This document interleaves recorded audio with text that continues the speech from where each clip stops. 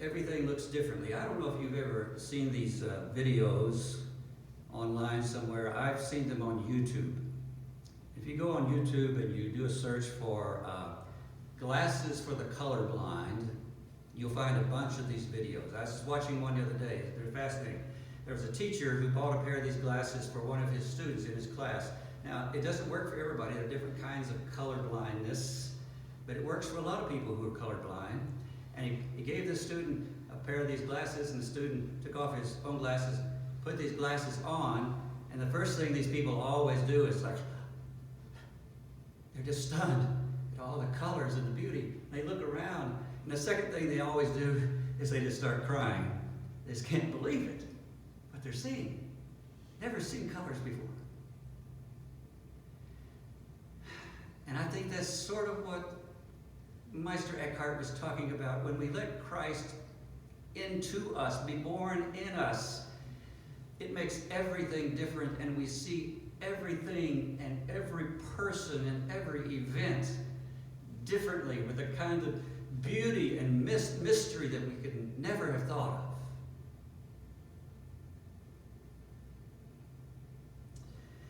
You know, we don't have to become mystics in order to prepare for this interior nativity.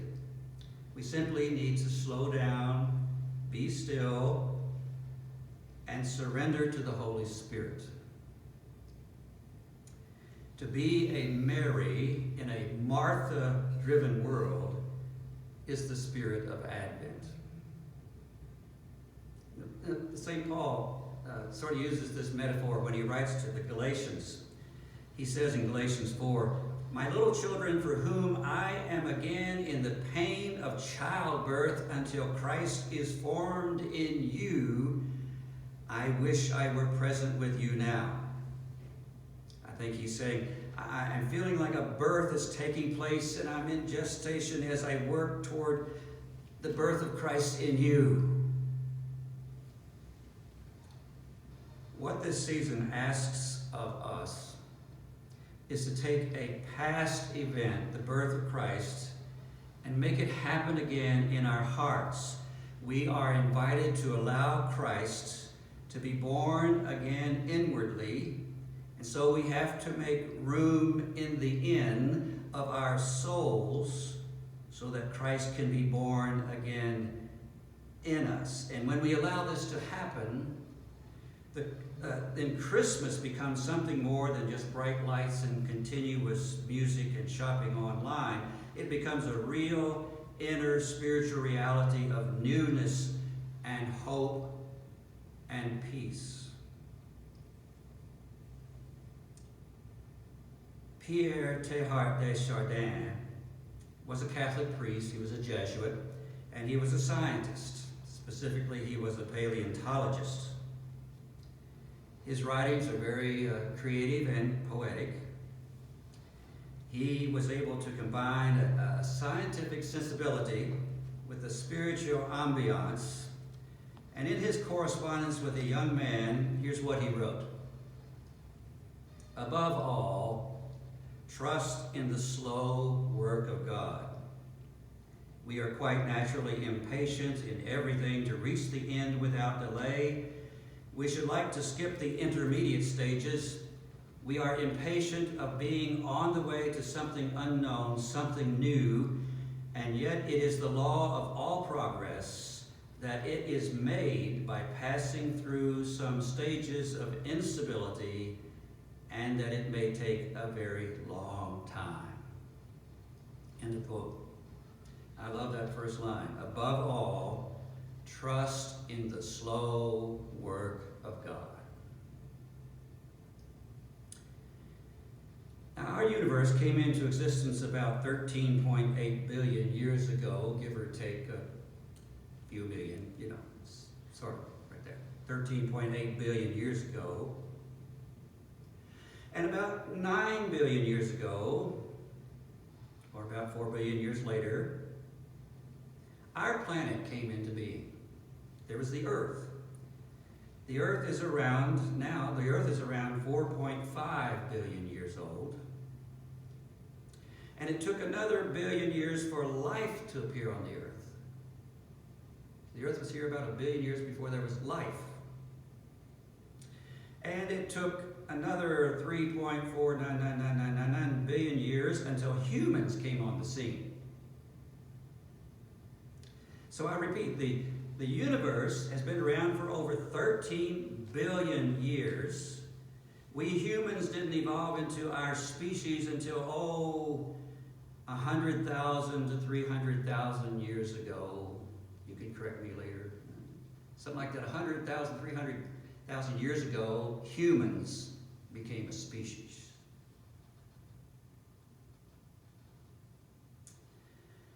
So the question is, what took so long? Above all, trust in the slow work of God. Peter said to the scoffers, God is patient. God is in no hurry. We, in the 21st century, with our knowledge of the cosmos, can put that into perspective. We too can say God is very patient. Astrophysics and evolutionary biology agree with Peter that God is patient. Therefore, if we are to be godly people, we will imitate God and we will be patient. We will learn to wait calmly without being antsy. And so, this liturgical season invites us to double down on our practice of patience. One of the disciplines of the Christian life, one of the fruits of the Holy Spirit, is patience. This is a time to learn to trust the slow work of God. Now, we cannot do what Jim Croce suggests. We cannot put time in a bottle. But there's another songwriter, his name is David. In one of his Psalms, Psalm 31, he said, "My times are in your hand," speaking to God. My times are in your hand. And if we put our time and our lives into the hands of God, then we don't have to worry about anything. Now, I've spent quite a bit of time talking about time, and I should probably stop right here. This would make a fine sermon. After I know some of you are thinking about time right now, you're asking yourself, how much more time is this sermon going to last? And I can sympathize. I've listened to a lot of sermons and asked that same question. Why didn't you stop there? That was good. And Jesus went on and on and on. So, but I feel like I should go on and say just a little bit about the fire that Peter talked about. The fire. Because Peter scares a lot of people with this talk about how the world is going to end by being burned up. He writes, "And then the heavens will pass away in a loud noise, and the elements will be dissolved with fire, and the heavens will be set ablaze and dissolved, and the elements will melt with fire." Well, who wouldn't be scared waiting for something like that? But poetry. Think poetry. Think philosophical poetry. In the first century, the major philosophical schools of thought were Epicureanism and Stoicism.